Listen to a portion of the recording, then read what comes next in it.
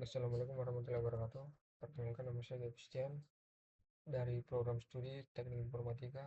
Di sini saya akan membacakan materi tentang data flow diagram atau DFD dari mata kuliah Rekayasa Perangkat Lunak yang diampu oleh Pak Dedi Suwarna, Eskom Mkom. Yang pertama ada proses pembuatan aplikasi. Metode pengembangan sistem.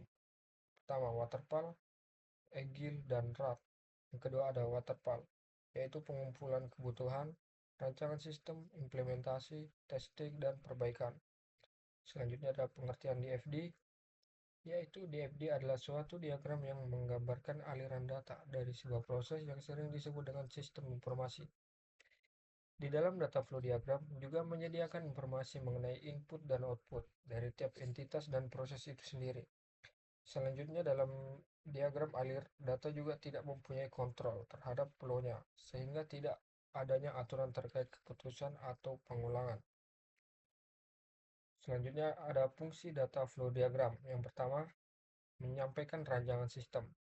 Dengan pembuatan DFD, maka proses penyampaian informasi menjadi lebih mudah dengan tampilan visual yang simpel dan dapat dimengerti oleh tiap stakeholder, di mana data yang disajikan mampu menggambarkan alur data secara terstruktur dengan pendekatan yang lebih efisien.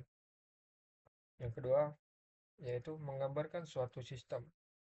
Fungsi yang kedua, DFD dapat membantu proses penggambaran sistem sebagai jaringan fungsional. Maksudnya adalah di dalam jaringan terdapat berbagai komponen yang saling terhubung menggunakan alur data. Yang ketiga ada perancangan model.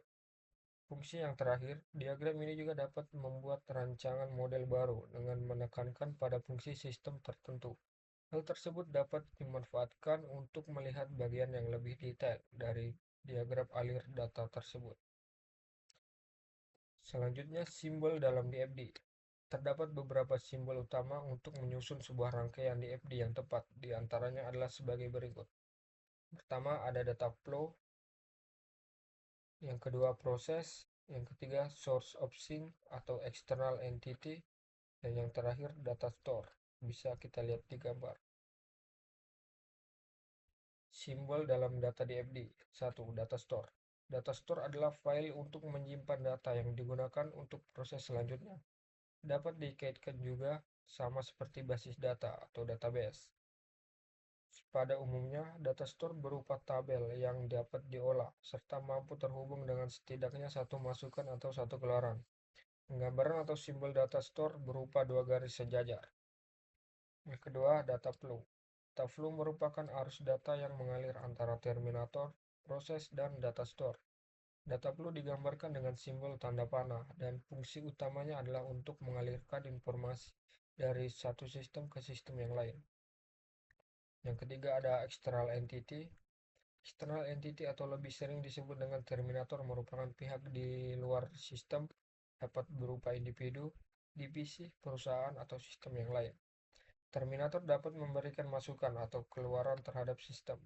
Simbol dari external entity dilambangkan dengan persegi panjang atau kotak.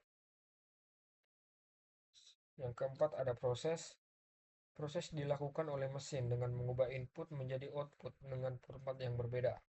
Simbol proses digambarkan dalam bentuk lingkaran, oval, atau persegi panjang dengan tambahan sudut bundar. Selanjutnya ada jenis-jenis DFD. Yang pertama, diagram level 0 atau diagram konteks. Diagram konteks atau level 0 merupakan diagram dengan tingkatan paling rendah, di mana menggambarkan sistem berinteraksi dengan entitas eksternal. Pada diagram konteks akan diberikan nomor untuk setiap proses yang berjalan, dimulai dari angka 0 terlebih dahulu. Jadi untuk setiap aliran data akan langsung diarahkan menuju sistem. Ciri dari diagram level 0 terletak pada tidak adanya informasi yang terkait data yang tersimpan pada data store. Yang kedua, diagram level 1. DFD level 1 merupakan lanjutan dari diagram konteks, karena setiap proses yang berjalan akan diperinci pada tingkatan ini, sehingga proses utama akan dipecah menjadi sub-sub proses yang lebih kecil lagi. Ketiga ada diagram level 2. DFD level 2 merupakan tingkatan lanjutan dari level yang sebelumnya, di mana pada fase ini akan dijelaskan lebih detail terkait tiap prosesnya. Namun, untuk tingkatan ini jarang sekali dikerjakan dan lebih banyak hanya menerapkan dua level di bawah saja. Selanjutnya, cara membuat data flow diagram.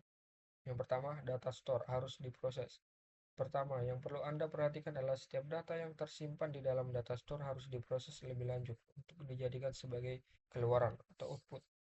Yang kedua, menentukan jumlah input dan output. Kedua, pada setiap DFD setidaknya mempunyai satu inputan dan satu keluaran, karena diagram alur data harus mencerminkan alur sistem dari tahap awal hingga akhir. Yang ketiga, hubungan pada data store. Setiap data store harus saling terhubung dengan setidaknya satu input atau satu output agar dapat menyimpan data yang masuk menuju sistem. Yang keempat, letak lokasi proses. Aturan terakhir, setiap proses yang telah terjadi pada aliran data harus melalui proses untuk menghasilkan output yang sesuai. Contoh penerapan DFD. Aplikasi di samping merupakan bentuk gambaran contoh DFD level 1 yang menjelaskan terkait sistem aplikasi ojek online dengan 4 data store yang dibuat. Bisa kita lihat di gambar. Sekian materi yang bisa saya sampaikan. Kurang lebihnya mohon dimaafkan. Wassalamualaikum warahmatullahi wabarakatuh.